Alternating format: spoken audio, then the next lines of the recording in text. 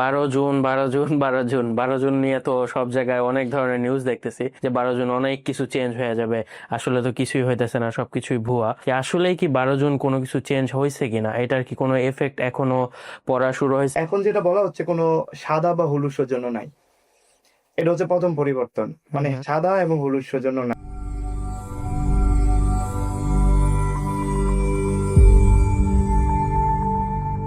আসসালামু আলাইকুম ভাইয়া। ওয়ালাইকুম বারো আসসালাম। জুন 12 জুন 12 জুন নিয়ে তো সব জায়গায় অনেক ধরনের নিউজ দেখতেছি। এখন তো প্রায় 1.5 মাস হয়ে গেল 12 জুন শেষ হয়ে গেছে, পার হয়ে গেছে। তো অনেকেই আমি দেখতেছি টিকটকে বা ফেসবুকে ভিডিও করতেছে যে শুধু শুধু এই কাফ পাচনাত যারা আছে তারা মানুষকে ভয় দেখানোর জন্য এগুলো নিয়ে মিথ্যা তথ্য ছড়াইতেছে যে 12 জুন অনেক কিছু চেঞ্জ হয়ে যাবে। আসলে তো কিছুই হইতেছে না, সবকিছুই ভুয়া। তো আপনি যেহেতু অনেক ক্লায়েন্ট নিয়ে কাজ করেন, 12 জনের আগেও কাজ করেছেন, 12 জনের পরেও কাজ করতেছেন, তো আপনার এক্সপিরিয়েন্স থেকে আমি জানতে চাইবো যে আসলেই কি 12 জুন কোনো কিছু চেঞ্জ হয়েছে কিনা, এটার কি কোনো এফেক্ট এখনো পড়া শুরু হয়েছে কিনা, বা এই যে যে নতুন নিয়মের কথাগুলো আমরা শুনতেছি এগুলো কি এখনো লাইক অ্যাপ্লাইড হয়েছে কিনা? ধন্যবাদ আসাদুল তোমার প্রশ্নের জন্য। আম, পরিবর্তন হয়েছে কিনা আমি বলবো হ্যাঁ। একটু ডিটেলসে বলার চেষ্টা করি।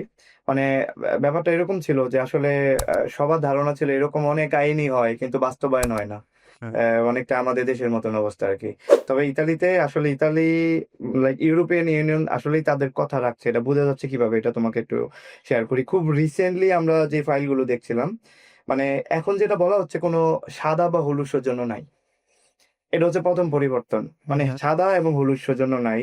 তুমি আসার পরেই তোমার যখন স্ক্রিনিং, ফিঙ্গারপ্রিন্ট ইত্যাদি হওয়ার পরে জাস্ট একটা পিস এন্ড পেপার, আমি এইভাবে বললে ভালো হবে, একটা সাদা পেপার যেটার উপরে তোমার কয়েকটা ভাষায় লেখা কিছু কথা, হুম বাংলা হুম। সহ, এবং একটা ফটোগ্রাফ বা তোমার ছবি স্টাপলার করে লাগাই দেওয়া, এবং তারপরেই কিছু কিছু তথ্য দেওয়া, কস্তুরাতে ফিঙ্গারের জন্য চিত্রে টাইপের ব্যাপারগুলো।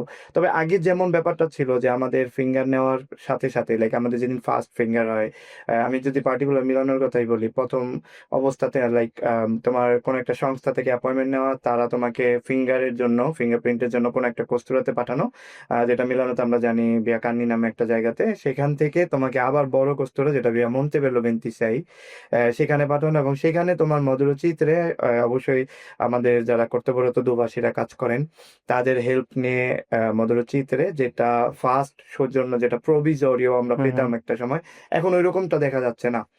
এবং খুবই দ্রুততার সাথে আবারও একটা কমিশন দিয়ে দেওয়ার একটা ব্যাপারগুলো আমরা দেখছি খুব বেশি বেশি।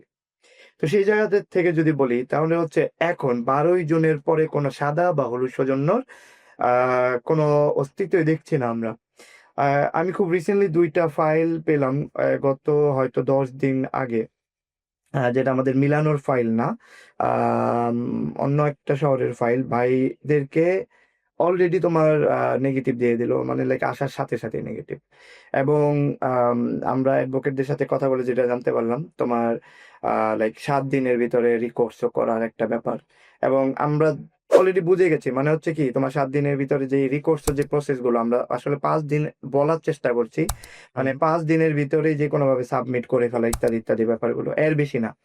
তার মানে হচ্ছে এই সময়ের ভিতরে রিকোর্স জমা করা, তারপর অপেক্ষা হচ্ছে সসপেন্সিভা নামক ভয়ঙ্কর জিনিস যেটা আসার রিকোর্স তো দরকার। আসলে কিভাবে করবে, যে যখন তারা ইটালিতে এন্টার করতেছে তাদেরকে তো মনে হয় একটা আলাদা জায়গায় নিয়ে যাওয়া হইতেছে না?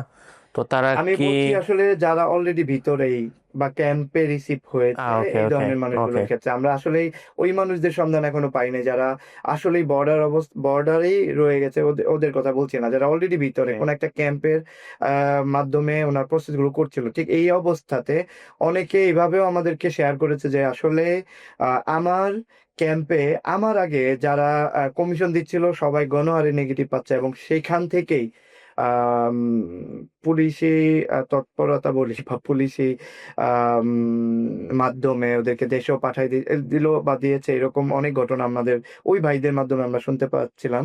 তো ওনারা আসলে ওই ভয় থেকে ওনার ক্যাম্প থেকে বের হয়ে গেছে।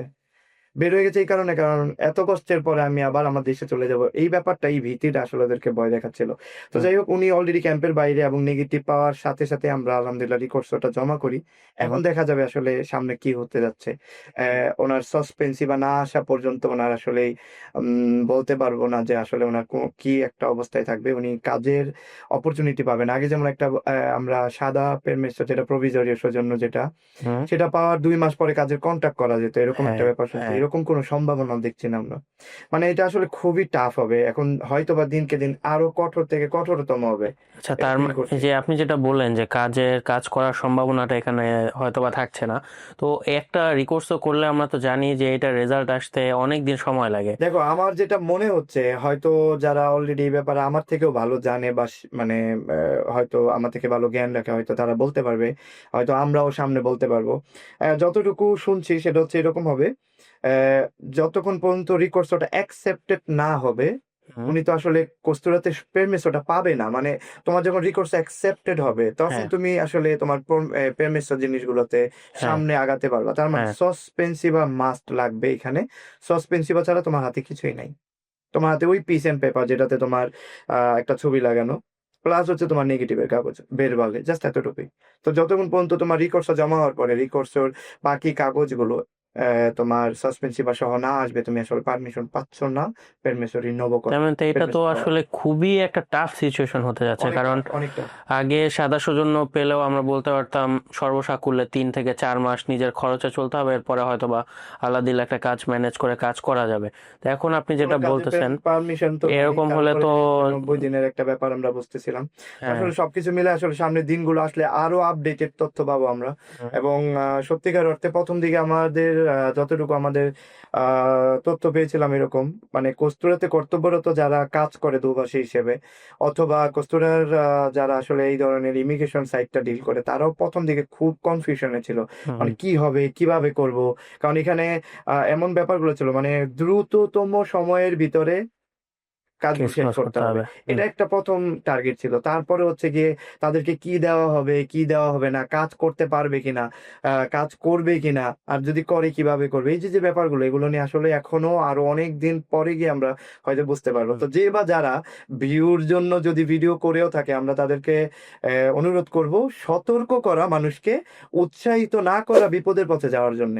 এই হচ্ছে রাইট। বিষয়টা আর কি। তো আপনাকে অসংখ্য ধন্যবাদ ভাইয়া, পুরো ব্যাপারটা এক্সপ্লেন করার জন্য। তো আমি আপনার কথাগুলো থেকে যা বুঝলাম যে আসলে চেঞ্জ হয়েছে অনেক কিছুই, আরো আমরা অনেক টের কিছু। পাচ্ছি না, হ্যাঁ, হয়তো সময় লাগবে আরো। হয়তোবা অনেকে টের পাচ্ছে, অনেকে টের পাচ্ছে না। তো আরো যতদিন সময় যাবে আমরা আরো ভালোভাবে বুঝতে পারবো যে আসলে নিয়মটা ঠিক কিভাবে অ্যাপ্লাইড হচ্ছে এবং এর কনসিকুয়েন্সেস গুলো কি কি হতে পারে, যেহেতু এক্স্যাক্টলি। এখনো নিয়মটা নতুন। জি, তো অনেক কিছুই বোঝা যাচ্ছে না। জি। তো তারপরও আমরা এটা অবশ্যই বলতে পারি যে এখানে চেঞ্জেস অবশ্যই আসছে, অনেক। এবং ব্যাপারটা হয়তো বা খুব বেশি সুখকর হতে যাচ্ছে না সবার জন্য। তো ধন্যবাদ ভাই আপনাকে আবারও। তোমার আহ ভালো থাকবেন, আসসালামু আলাইকুম। তুমিও।